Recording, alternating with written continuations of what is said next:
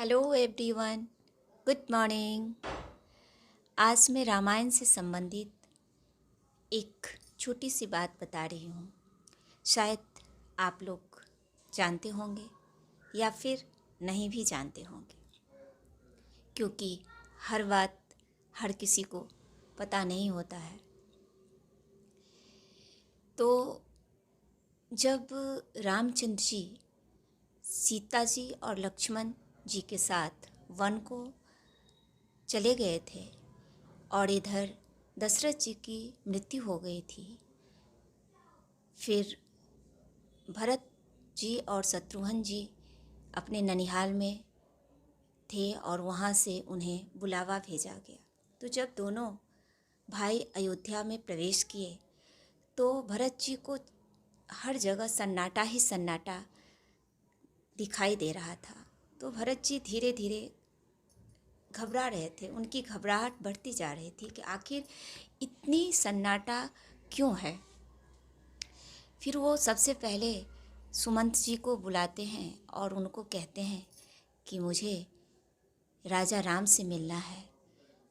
तो सुमंत जी ने कहा कि वो अभी राजा नहीं बने हैं, दशरथ जी की मृत्यु हो गई। बस इतना कह के सुमंत जी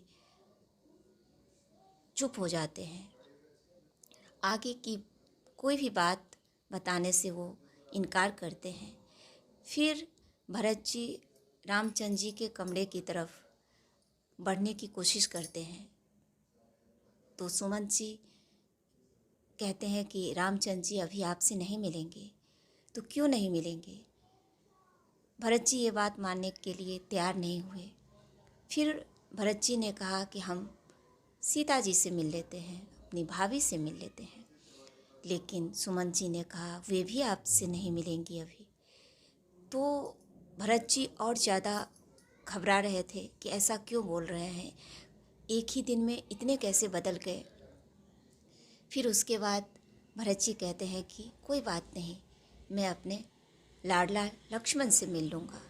लेकिन सुमंत जी बोलते हैं कि वे भी नहीं मिलेंगे। भरत जी को बहुत आश्चर्य हो रहा था कि ऐसा क्यों बोल रहे हैं। फिर वो रो रो करके उनसे पूछने लगे, उनसे कहने लगे कि आखिर ये सब हमसे क्यों नहीं मिलना चाहते हैं, मैंने ऐसा कौन सा अपराध किया है।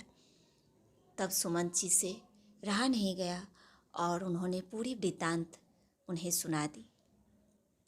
यह सुनते ही कि रामचंद्र जी, लक्ष्मण जी और सीता जी वन को चले गए और वो भी 14 वर्षों के लिए। दशरथ जी की मृत्यु हो चुकी है। वो यानी अपने आप को संभाल नहीं पा रहे थे। वो इतने व्यथित हो गए, इतने दुखी हो गए।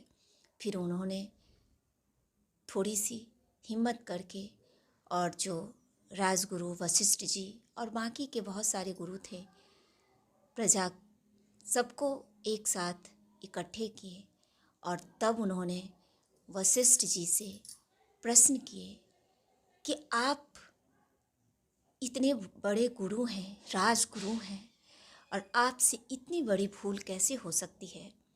माता कैकेयी ने 2 वर मांगे थे, पहला कि भरत की राजगद्दी और दूसरा वर था राम के लिए 14 वर्षों का वनवास।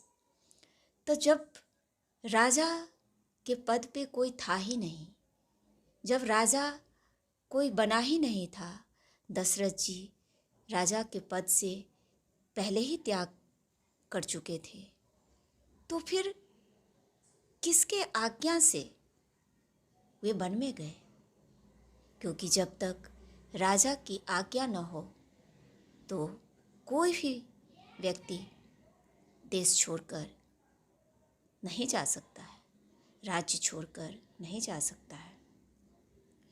तो आपने ऐसे कैसे होने दिया? और इस बात का जवाब वशिष्ठ जी के पास नहीं था। वो समझ गए कि मेरे से बहुत बड़ी भूल हो चुकी है, ये छोटी सी बात हमें समझना चाहिए। और तब सब मिल करके रामचंद्र जी को लाने के लिए वन में गए थे, क्योंकि रामचंद्र जी कह के गए थे कि कोई हमें बुलाने के लिए, लौटाने के लिए नहीं आएगा, क्योंकि रामचंद्र जी को पता था कि भरत आएगा तो वो ये बात मानने के लिए बिल्कुल तैयार नहीं होगा कि रामचंद्र जी वन में रहे और मैं राजकाज संभालूं। और इस तरह से भरत जी ने अपनी उदारता, अपनी बुद्धिमत्ता का परिचय दिए। कहने का मतलब ये है कि छोटी सी छोटी बात किसी के भी दिमाग में आ सकता है। ये ज़रूरी नहीं है कि जो गुरु हैं, जो बहुत बड़े ज्ञानी हैं, वही सारी बातें समझ सकते हैं। एक छोटा बच्चा नहीं, एक छोटा बच्चा भी कभी कभी वो कह जाता है जो बड़े बड़े ज्ञानी नहीं कह पाते हैं। इसके लिए हर किसी की बात सुननी चाहिए, समझनी चाहिए और फिर किसी निर्णय पर पहुंचना चाहिए। Thank you so much.